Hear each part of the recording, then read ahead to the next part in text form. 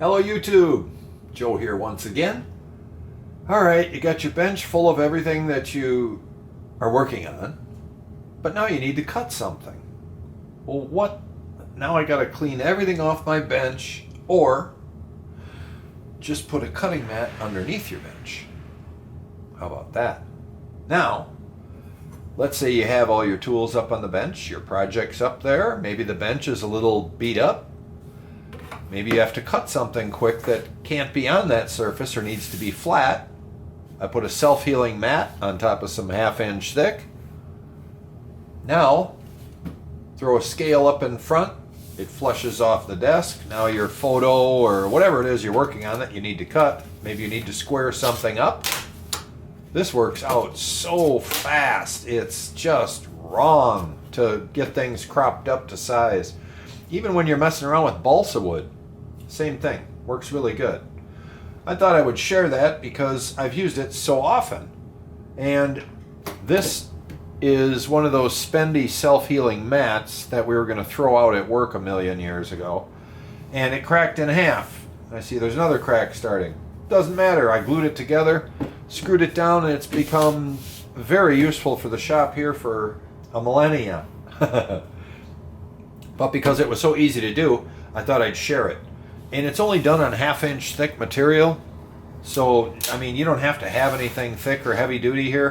This is fairly small. This is, I don't know, maybe 20 inches, 26. And I have a little bit of room yet before I have a marker line that lets you know you only have 8 inches left. But this is all I typically use, is just this little portion here. So it works good and smooth until I don't use it, if you will. There's just a biscuit that I put in here for putting two pieces of wood together. They look like little footballs. One of those is stuffed in on end, and that's my pull, if you will. Simply screwed down. That's it. There's nothing to this, you guys. On the ends here, we have some maple.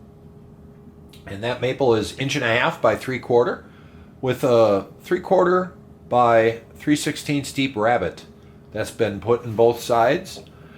And after, or before I put these in, I put some screws in going the opposite way too, so that when I'm pushing down on it hard, cutting, what have you, it's not gonna split on me. That wouldn't be fun, right? Okay, and short of that, a little dry lube is a good thing to hose the tracks down with before you put this thing in. And then I left 1/16 of an inch for float, both up and to the left and right.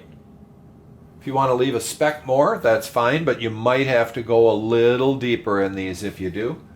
And then in the very back, I have little skids that are made out of UHMW that are the thickness of this, that are screwed down in the back corners.